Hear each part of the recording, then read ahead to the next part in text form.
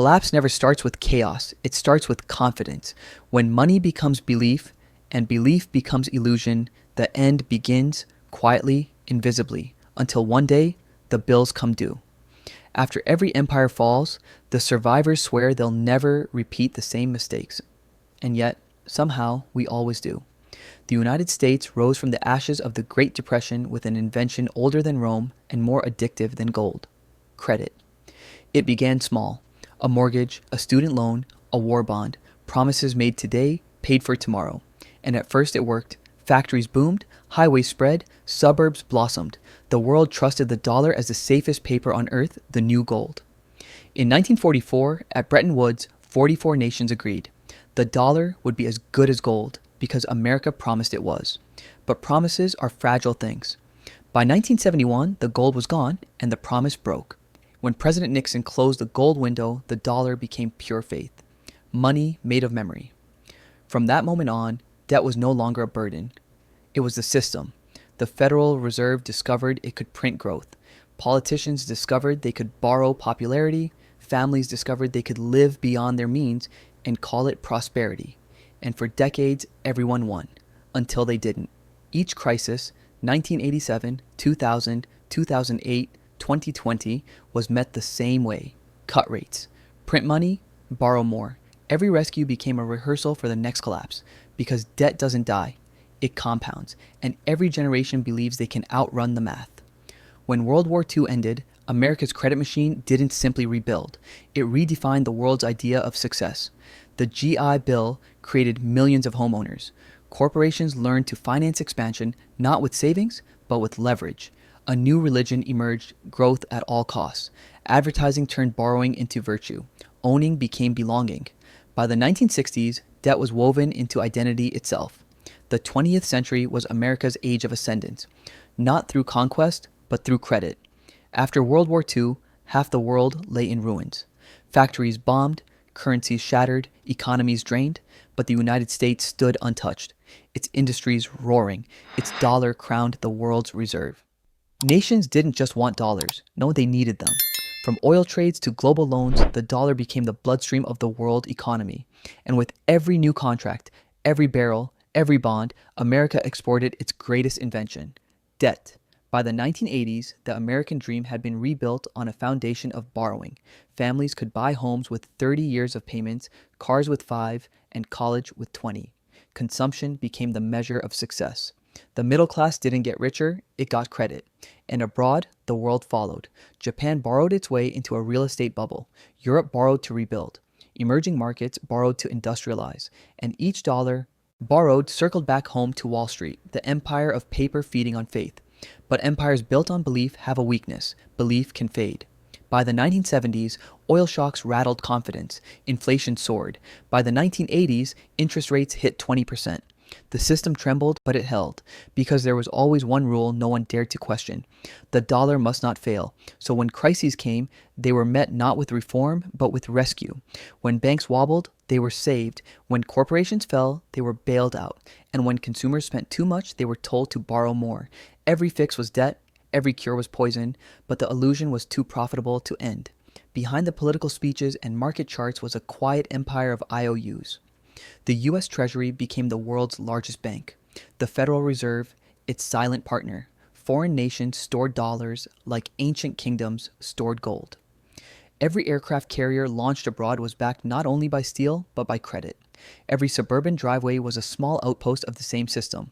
Private citizens financing public empire through mortgages and taxes they did not yet earn. Debt had become oxygen, invisible, vital, and toxic in high doses. By the 1990s, the system no longer needed growth to survive. It needed only belief, belief that tomorrow would always pay for today. And so it did. Politicians promised balanced budgets while approving deficits. Corporations promised innovation while buying back their own stock. Families promised security while swiping cards they'd never repay. The balance sheet became a bedtime story: comforting, fictional, familiar. Then came the dot-com bubble, the first warning. Then the housing bubble, the second. Each time, the same ritual unfolded. Debt collapsed, markets panicked, and the government, like an anxious priest, performed the same miracle: create more debt. Between 2008 and 2020, the US Federal Reserve printed over $9 trillion.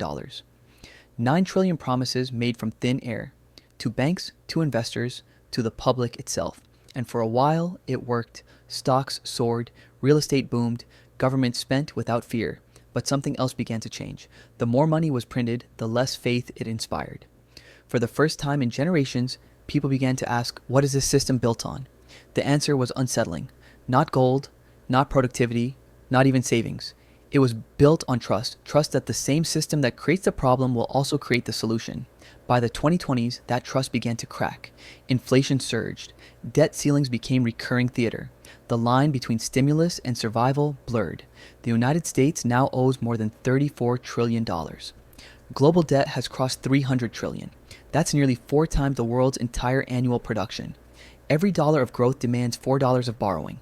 And yet, markets cheer each new bailout. Politicians promise each new rescue. Citizens believe because what choice do they have? But here's the truth buried beneath the numbers. You can't print confidence. You can only borrow it for a while. Every policy became an experiment in denial. Economists renamed money creation quantitative easing. Markets called it stimulus. Citizens called it survival. But each label hid the same act, robbing the future to calm the present. Like Rome debasing its silver, modern nations debase their time. They weren't stealing metal, they were stealing tomorrow. The cracks never appear all at once. They begin in silence. A missing payment, a delayed shipment, a government budget that quietly doubles its deficit. In the United States, interest on the national debt has now surpassed the cost of defense. The empire spends more servicing yesterday than securing tomorrow. Every new dollar printed doesn't build. It backfills. Half of American households live paycheck to paycheck. Credit card debt sits above $1 trillion, the highest in history. Buy now, pay later isn't convenience. It's surrender disguised as progress. Across the Atlantic, Europe faces its own arithmetic. France, Italy, Spain, nations that once lectured others on prudence now borrow simply to keep the lights on. Energy subsidies, pension promises, and political calm, all financed by bonds that no one expects to repay in full. And in Asia, the model nations of the past are ghosts of themselves. Japan has perfected stagnation. Debt at 260% of GDP, interest rates frozen near zero. And a generation that measures time not by growth but by maintenance. China, once the miracle, now hides half-empty towers behind red ribbons of debt. Local governments roll loans into new loans. Developers vanish. Savings turn to concrete no one needs. Everywhere, the pattern is identical. The system survives not because it is sound, but because collapse is unthinkable. Markets cheer each rescue because they cannot imagine life without one. The illusion of control remains, but the foundation is already cracked. Behind every statistic is a face, a small business owner refinancing her dream for the 3rd time, a millennial couple watching rent devour their future, a retiree refreshing an online balance that shrinks each month. Their quiet endurance is the real engine of this system, ordinary faith holding up extraordinary debt. Arithmetic doesn't negotiate, it waits. When debt grows faster than income, the reckoning is inevitable. It begins quietly, in the choices people make. A family skips the doctor's visit to pay the mortgage. A student defers another loan and calls it opportunity. A retiree downsizes not for freedom, but for fear. Governments call it stability. Historians call it decline. Each generation inherits not wealth, but weight, promises that can no longer be kept. And when promises fail, belief fractures. We saw it in Babylon when farmers walked away from their fields. In Rome, when coins turned to dust. In Weimar, when paper lost meaning. In Japan, when prosperity became a memory.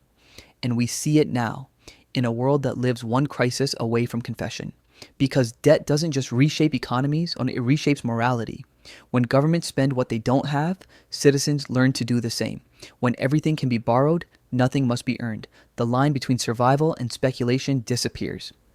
And yet, the final collapse never starts with panic. It starts with apathy. When people stop believing that anything will change, that's when history moves fast. Every civilization has its moment of reckoning when the numbers cease to add up and the stories no longer convince. For Rome, it was the grain dole and the clipped coin. For the Weimar Republic, it was the wheelbarrow and the breadline. For us, it may be the flicker of a digital screen, a bank app that stops loading, A market halt that lasts too long. Collapse rarely feels like apocalypse. It feels like a delay you can't fix. The world doesn't run on money. It runs on trust. Trust that the paper in your hand will hold value tomorrow. Trust that the digits in your bank will still mean something next week. Trust that the institutions borrowing in your name know what they're doing. But trust is fragile. Once cracked, it doesn't shatter. It evaporates. Babylon lost it when debt chained its poor. Rome lost it when silver turned to bronze. Weimar lost it when paper turned to dust. Japan lost it when wealth turned to memory. China's towers are losing it now. Steel monuments to borrowed belief. And one question remains. What happens when the final pillar, the US dollar itself, begins to tremble? For nearly a century, it has been the world's anchor. Every trade, every loan, every crisis resolved in its name. But anchors can rust. And when the world's reserve currency becomes the world's greatest debtor, the line between empire and illusion grows thin.